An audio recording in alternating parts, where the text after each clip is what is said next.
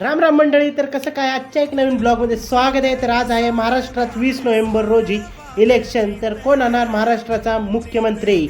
तर आज त्यासाठी इलेक्शन करायला आपल्याला जायचं आहे. त्याच्या आधी आपली कामं आहेत.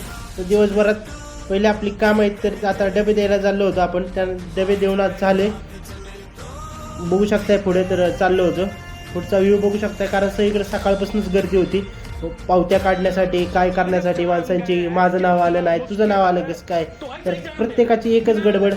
त्यानंतर आपण आलो आपलं वोट करायला, एक महत्त्वाचं वोट देण्यासाठी. तर तुम्ही कुठे कुठे वोट कुणाला दिलं ते कमेंटमध्ये नक्की सांगा भावांनो. तर आपण तर काँग्रेसला दिलेलं आहे असं मी म्हणणार, कारण ह्यावेळेस आपली सत्ता बदलली पाहिजे. तर बघूया काय होतंय.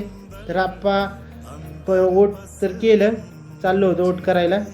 त्यानंतर वोट करून आलो घरी डायरेक्ट. तर कसं काय वाटलं सांगा कमेंटमध्ये. Bye bye.